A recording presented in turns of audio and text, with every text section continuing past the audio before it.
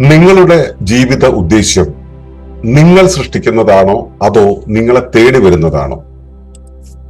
ഇതാണ് ഇന്നത്തെ നമ്മുടെ വിഷയം.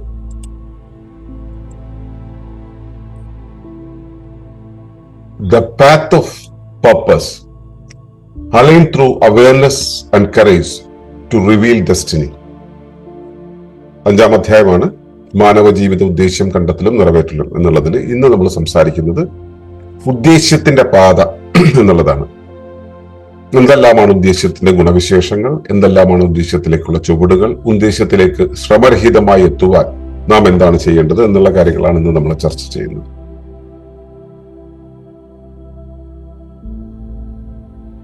ഏവർക്കും നമസ്കാരം. ശുഭകരമാകട്ടെ, ദിനം സന്തോഷകരമാകട്ടെ, സൗഖ്യകരമാകട്ടെ, അനുഭവങ്ങളും അനുഭൂതികളും നമ്മെ ഇവരെയും നയിക്കുമാറാകട്ടെ. ഉദ്ദേശ്യത്തെക്കുറിച്ചാണ് കഴിഞ്ഞ കുറച്ച് നാളുകളായി നമ്മൾ സംസാരിച്ചു വന്നത്. ഈ ഉദ്ദേശ്യത്തിലേക്ക് പോകുന്ന പാത എങ്ങനെയാണ് എന്നുള്ളതാണ് നമ്മൾ ഇന്ന് ചർച്ച ചെയ്യാൻ ഉദ്ദേശിക്കുന്നത്. ഇത് പറയുമ്പോൾ ജീവിതത്തില് ഒരുപാട് പേർ വിജയം വേണം എന്ന് കരുതി ജീവിക്കുന്നവരാണ്. ഭൂരിഭാഗം പേരും ജീവിതത്തിലെ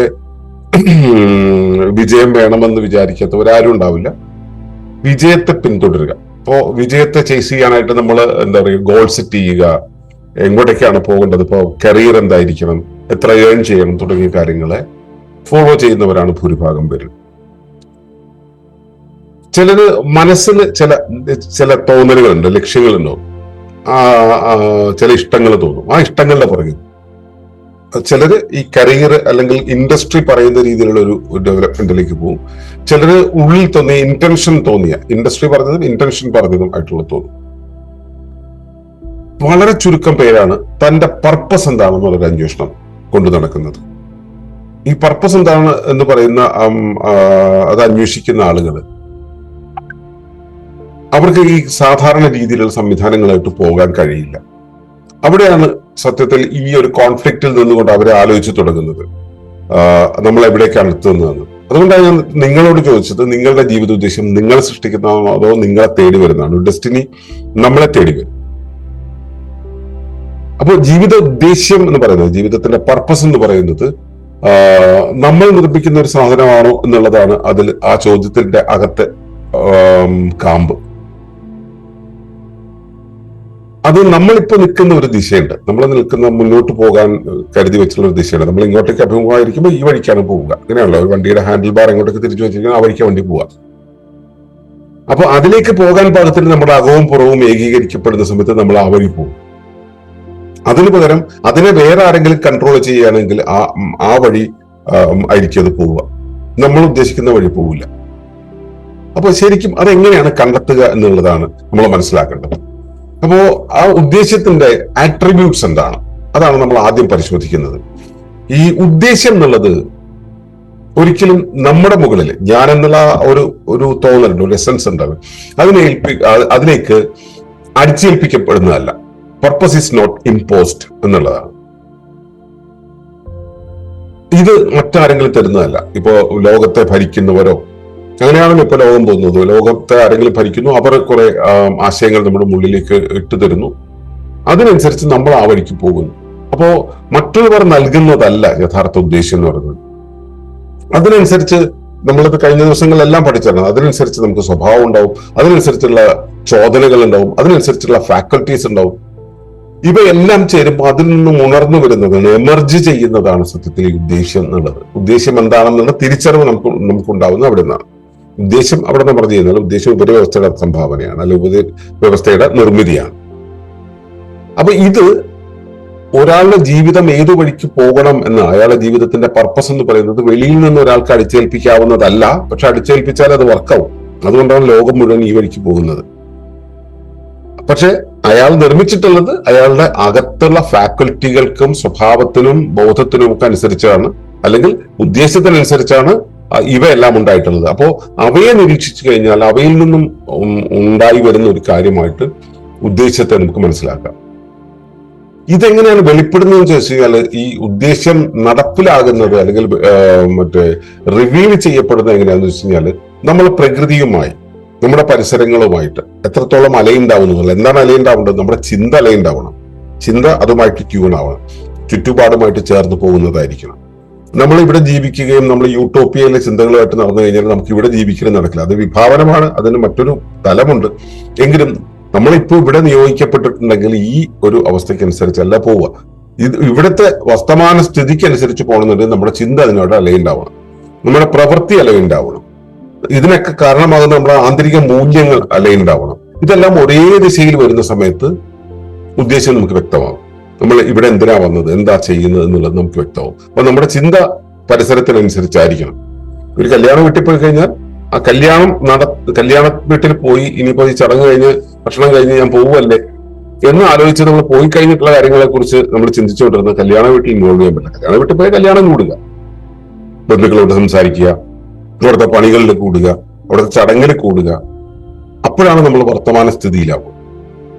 അപ്പൊ ചിന്ത, പ്രവൃത്തി, നമ്മുടെ മൂല്യങ്ങള്, ഇവയെല്ലാം തന്നെ ഈ നമ്മൾ ഏത് പരിസരത്ത് ചെല്ലുന്നോ അതിനനുസരിച്ചുള്ള അലൈൻഡ് ആകുമ്പോൾ മാത്രമാണ് ഇവയെല്ലാം ഒരേ ദിശയിൽ വരിക.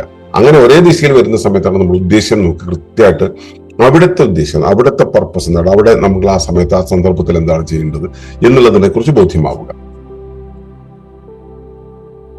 അത് കാണുന്ന സമയത്ത്, അതായത് നമ്മൾക്ക് നമ്മുടെ പർപ്പസ് എന്താണെന്ന് നമ്മൾ കണ്ടു.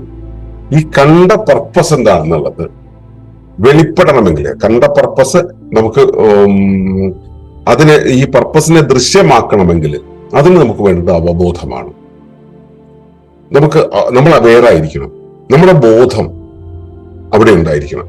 ഈ നമ്മൾ കാണുന്ന കാര്യത്തിൽ ഉണ്ടായിരിക്കണം. നമ്മുടെ ശ്രദ്ധ ഉണ്ടായിരിക്കണം. ഇതുണ്ടെങ്കിൽ മാത്രമേ നമുക്ക് ഈ കാണുന്ന മുമ്പിലെത്തുന്ന ഉദ്ദേശത്തെ തിരിച്ചറിയാൻ കഴിയൂ. അപ്പോൾ നമുക്ക് സ്വാഭാവികമായിട്ടും ഈ സെൽഫ് വിറ്റ്നസിംഗ് എന്നുള്ള സംഭവം ആവശ്യമാണ്. നമുക്ക് സ്വയം നോക്കുമ്പോൾ മാത്രമാണ് നമുക്ക് നമ്മുടെ ഉള്ളിൽ എന്താണ് ഫാക്കൽറ്റി ഉള്ളത്, എന്താണ് പരിസരത്തുള്ളത്, പ്രകൃതി എന്നോട് എന്താണ് പറയുന്നത്, സന്ദർഭങ്ങളിലൂടെ സാഹചര്യങ്ങളിലൂടെ എന്താണ് പറഞ്ഞുകൊണ്ടിരിക്കുന്നത്. അപ്പൊ അതിനനുസരിച്ച് എന്തെല്ലാം ശേഷികളാണ് എനിക്കുള്ളത്, എന്തെല്ലാം ചോദനകളാണ് എനിക്കുള്ളത് എന്നുള്ളത് നിരന്തരം നിരീക്ഷിച്ചു കൊണ്ടിരിക്കുമ്പോൾ മാത്രമാണ് ആ അവബോധം ഉണ്ടാവുക. അവബോധം ഉണ്ടാവുമ്പോഴാണ് ഈ ഉദ്ദേശ്യം എന്നുള്ളത് പ്രകടമാവുക. ഉദ്ദേശം നമുക്ക് മനസ്സിലായി, ഇതാണ് ഉദ്ദേശ്യം എന്ന് മനസ്സിലായി. അത് നടപ്പിലാകണമെങ്കിലോ നമുക്ക് വേറൊരു കാര്യം കൂടെ വേണം, ധൈര്യം വേണം. ധൈര്യം കൃത്യമായിട്ടുണ്ടെങ്കിൽ മാത്രമേ അത് ആ ഉദ്ദേശ്യത്തെ ജീവിക്കാൻ കഴിയുള്ളൂ. ഇപ്പോൾ ഞാൻ ചെറുപ്പത്തിൽ എടുത്തൊരു തീരുമാനമാണ് ഞാൻ ജോലിക്ക് പോകില്ല എന്നുള്ളത്. ജോലിക്ക് പോകില്ല എന്നൊരു തീരുമാനം എടുത്ത ഒരാൾ 10-50 കൊല്ലം ജീവിക്കണം എന്നുണ്ടെങ്കിൽ അതിന് നല്ല ധൈര്യം വേണം. എന്നെ പോലെ ജീവിക്കുന്ന ഒരുപാട് പേരുണ്ട്, ആ ധൈര്യം കൊണ്ട് മാത്രം ജീവിക്കുന്നവർ. അവർക്ക് മറ്റു പലതിനോട്, എന്നെ സംബന്ധിച്ചിടത്തോളം ഞാനൊരു തീരുമാനം എടുത്തു, അതിൽ സ്റ്റിക്ക് ഓൺ ചെയ്തു എന്നുള്ളതാണ്. വെറും ധൈര്യമാണോ എന്ന് ചോദിച്ചാൽ ആകണമെന്ന് പറയാൻ കഴിയില്ല. പക്ഷെ നമുക്ക് ജീവിക്കാൻ പറ്റുന്നുണ്ട്. ഈ അത്തരം ഒരു ജീവിതം നയിച്ചുകൊണ്ട് പോകണമെങ്കിൽ ആന്തരികമായിട്ട് നമുക്കൊരു ധൈര്യം ഉണ്ടാവണം. ധീരത ഉണ്ടെങ്കിൽ മാത്രമേ ഇത് ചെയ്യാൻ കഴിയുള്ളൂ. ആ ധീരതയുള്ള ഒരാൾ അതിനനുസരിച്ച് ജീവിച്ചു പോകുന്ന സമയത്ത്, അവബോധത്തോടുകൂടി ജീവിച്ചു പോകുന്ന സമയത്ത് ആ ജീവിതത്തിന് പ്രകൃതിയുമായിട്ടുള്ള ആ ഒരു ട്യൂൺ, ഏകോപനം, ഒരു സിന്തസിസ് ഉണ്ടാവും. അവിടെയാണ് ജീവിതത്തിന് ആ കോഹറൻസ്, സഹവർത്തിത്വം എന്നുള്ളൊരവസ്ഥ ഉണ്ടാവും. അപ്പൊ ജീവിതത്തിലെ ഈ സ്പ്രെഡ് ചെയ്യുന്ന ഈ ചിതറിപ്പോകുന്ന ഒരവസ്ഥയില് ആ വഴിക്ക് പോകണോ ഈ വഴിക്ക് പോകണോ എന്നറിയാതെ പോകുന്നു, അല്ലെങ്കിൽ നമ്മുടെ ഊർജ്ജം മുഴുവൻ പല വഴിക്ക് പോയിട്ട് നമുക്ക് എങ്ങും എത്താൻ കഴിയാത്തൊരവസ്ഥ.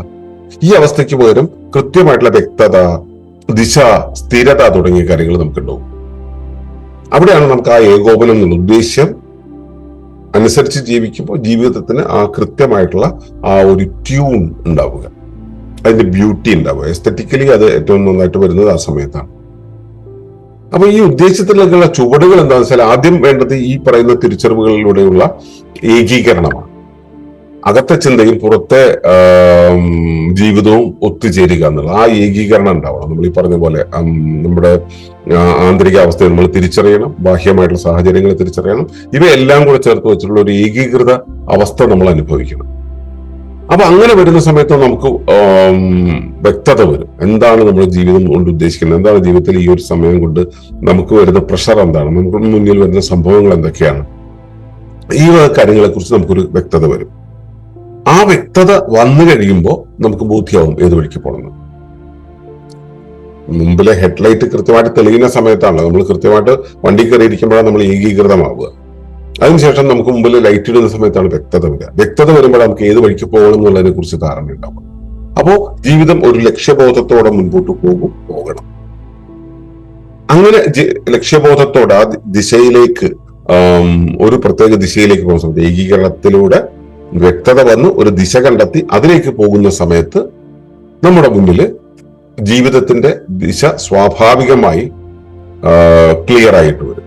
ജീവിതത്തിന്റെ ദിശ എന്ന് പറയുന്നത് ജീവിതത്തിന് ആ ട്യൂൺ ആകുന്ന ഒരവസ്ഥ വളരെ വ്യക്തമായിട്ട് വരും. നമ്മുടെ ഡെസ്റ്റിനി എന്നുള്ളൊരവസ്ഥ, നമ്മുടെ നിയതി എന്നുള്ളൊരവസ്ഥയെ നമ്മൾ കൃത്യമായിട്ട് സ്പർശിച്ചറിയും. നമ്മൾ അതിലേക്ക് ചെല്ലും.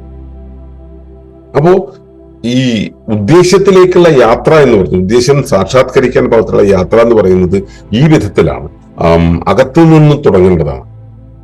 അപ്പൊ അങ്ങനെ എത്തുന്ന സമയത്തുള്ള ഗുണം എന്ന് വെച്ചാൽ ശ്രമരഹിതമായിരിക്കും. നമ്മൾ അതിനുവേണ്ടി മെനക്കെടേണ്ട കാര്യമില്ല. ഇത് സ്വാഭാവികമായിട്ട് സംഭവിക്കും. നമ്മൾ ഒരിക്കലും ഉദ്ദേശ്യം എന്ന് പറയുന്ന സാധനത്തെ ചേസ് ചെയ്യണ്ടല്ലോ, ഞാൻ അത് ചെയ്യണോ ഇത് ചെയ്യണോ എന്നുള്ള കാര്യങ്ങളൊന്നും ഇരുന്ന് മെനക്കെടേണ്ട കാര്യമില്ല. ഇൻഡസ്ട്രിക്കാർ പറയുന്ന രീതിയിൽ നമ്മൾ ജീവിക്കണം, അങ്ങനെ പഠിക്കണം, അതനുസരിച്ച് വസ്ത്രധാരണം നടത്തണം, അങ്ങനെ താമസിക്കണം, അങ്ങനെ ഭക്ഷണം കഴിക്കണം, അങ്ങനെ ജോലി ചെയ്യണോ എന്നുള്ള കാര്യങ്ങൾക്കൊന്നും അവിടെ പ്രസക്തിയില്ല. നമ്മുടെ ഉള്ളിൽ അത് തെളിഞ്ഞു വരും. അപ്പോ നമ്മൾ ആരെങ്കിലും പറയുന്ന ഉദ്ദേശത്തിന്റെ പുറകെ അതിനെ ചേസ് ചെയ്യേണ്ട കാര്യമില്ല. നമ്മൾ സ്വയം അകത്തേക്ക് നോക്കി അത് ഏകീകരിച്ചാൽ മതി. അകത്തേക്കും പുറത്തേക്കും നോക്കി ഏകീകരിച്ചാൽ മതി. അങ്ങനെ വരുമ്പോൾ നമ്മുടെ അവബോധം വളർത്തേണ്ടി വരും. നമ്മുടെ അവബോധം വളർത്തണമെങ്കിൽ സത്സംഗം, സാധന തുടങ്ങിയ കാര്യങ്ങളിലൂടെ അവബോധം വളർത്താൻ കഴിയും. പിന്നെ ഉള്ളൊരു കാര്യം എന്ന് വെച്ചാൽ നമുക്ക് നമ്മുടെ സ്വഭാവം ഇങ്ങനെയാണെന്ന് മനസ്സിലായി. ആ സ്വഭാവത്തോട് സത്യസന്ധത പുലർത്തുക. ആ സ്വഭാവം എന്താണോ അത് നമ്മുടെ ഏറ്റവും ക്ലോസ്ഡ് ആയിട്ടുള്ള ഒരു സർക്കിളിലെങ്കിലും അതിനെ അങ്ങനെ തന്നെയായിട്ട് നിലനിർത്തുക. നമ്മൾ പോളിഷ് ചെയ്യാതിരിക്കുക, പച്ചയ്ക്കായി നിർത്തുക. അതിനൊപ്പം തന്നെ നമ്മുടെ ആന്തരികമായിട്ടുള്ള ഒരു ശബ്ദമുണ്ടല്ലോ, അതായത് ഇന്നത് ചെയ്യൂ, ഇന്നത് വേണം, ഇന്നതിലേക്ക് തിരിയാം എന്നൊക്കെ പറയുന്ന ആന്തരിക ശബ്ദമുണ്ടല്ലോ, ഈ ശബ്ദം കേൾക്കുക. ആരെങ്കിലും പറയുന്ന ഒരു നിർദ്ദേശമല്ല, ആന്തരികമായിട്ട് ശബ്ദം കേൾക്കുക. അതിനനുസരിച്ച് നമ്മൾ ആ കാര്യത്തെ എക്സിക്യൂട്ട് ചെയ്യാൻ ശ്രമിക്കുക, ഭയപ്പെടാതെ. ഭയത്തെക്കാളും കൂടുതൽ സത്യത്തിനും വില നൽകുക. അപ്പൊ ഉദ്ദേശ്യം സ്വാഭാവികമായിട്ട് വെളിപ്പെടും. അപ്പൊ ഈ ഉദ്ദേശ്യം എന്ന് പറയുന്ന ഒരു അവസ്ഥയിലേക്ക് എത്തണമെങ്കിൽ അങ്ങനെ ഒറ്റയടിക്ക് ഞാൻ ഉദ്ദേശത്തെ മനസ്സിലാക്കി അതുകൊണ്ട് നാളെ മുതൽ അതിലേക്ക് എന്നുള്ള ഒരു സാധ്യമല്ല.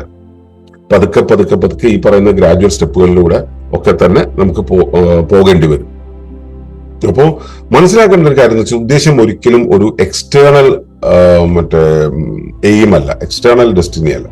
അത് നമ്മുടെ ഉള്ളിൽ നമുക്ക് അവബോധം തെളിയുന്ന സമയത്ത് നമ്മുടെ ഉള്ളിൽ നിന്നും വെളിപ്പെടുന്ന ഒരു ദിശയാണ്.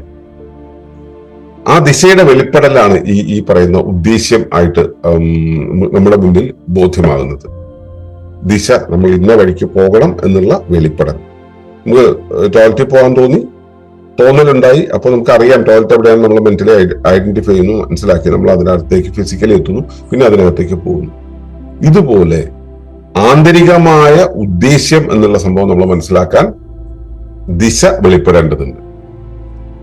ആ ദിശ ഉണ്ടാവുന്ന സമയത്ത് സ്വാഭാവികമായിട്ടും നമുക്കൊരു പ്രകൃതിയുമായിട്ടുള്ള അല്ലെങ്കിൽ ആന്തരിക ലോകവുമായിട്ട് നമുക്കൊരു അലൈൻമെന്റ് ഉണ്ട്. ഈ അലൈൻമെന്റ് നമുക്ക് കൃത്യമായിട്ട് വ്യക്തത ഉണ്ടാക്കി തരും. വ്യക്തത എന്നുള്ളത് കൂടുതൽ ദിശയെ വ്യക്തമാക്കും, ക്ലിയർ ആക്കി തരും. ഈ ദിശ എന്നുള്ളത് നമ്മുടെ ഡെസ്റ്റിനിയിലേക്ക് നയിക്കും. ഈ വിധത്തിലാണ് നമ്മൾ ഈ പറയുന്ന ഒരു പ്രോസസ് നടക്കുന്നത്, ഒരു പർപ്പസിലേക്കുള്ള യാത്ര നടക്കുന്നത്. ഈ പർപ്പസിനെ നമ്മൾ പിന്തുടരുത് എന്നുള്ളതാണ് പ്രധാനമായിട്ടും അടിവരയിട്ടും പറയുന്ന കാര്യം. അതുമായിട്ട് ഏകീകരിക്കുക. ഉദ്ദേശം നമുക്ക് നമ്മുടെ അകത്തെ ഫാക്കൽറ്റികളിലൂടെയും മറ്റും നമ്മളിലേക്ക് വെളിപ്പെടുമ്പോൾ അതുമായിട്ട് ഏകീകരിച്ച് നിൽക്കുക. ആ ഏകീകരിച്ച് നിൽക്കുന്ന സമയത്താണ് നമുക്ക് ഘട്ടം ഘട്ടമായിട്ട് മുൻപോട്ട് പോകാൻ കഴിയും. അപ്പോൾ നിങ്ങൾ എങ്ങനെയാണ് നിങ്ങളുടെ ആ ഇന്റേണൽ ആയിട്ടുള്ള ഒരു സിസ്റ്റത്തെ പർപ്പസിനനുസരിച്ച് പർപ്പസ് എന്താണെന്ന് ഐഡന്റിഫൈ ചെയ്തിട്ട് അതിനനുസരിച്ച് എങ്ങനെയാണ് പുറത്തേക്ക് കൊണ്ടുപോകുന്നതെന്ന് ശ്രദ്ധിക്കുക. ആ തിരിച്ചറിവുമായിട്ട് നാളെ വരിക. വീണ്ടും നമുക്ക് അടുത്ത പാഠങ്ങളിലൂടെ പോകാം. നന്ദി, നമസ്കാരം. തുടർന്ന് കാണുന്നതിന് മുമ്പായി ഈ വിഷയം ഇഷ്ടമായെങ്കിൽ ഒന്ന് ലൈക്ക് ചെയ്യുക, കമന്റ് ചെയ്യുക, ഷെയർ ചെയ്യുക. നിങ്ങൾ പ്രകൃതിയെ ഇഷ്ടപ്പെടുന്നുവെങ്കിൽ ഈ ചാനൽ ഒന്ന് സബ്സ്ക്രൈബ് ചെയ്യുക.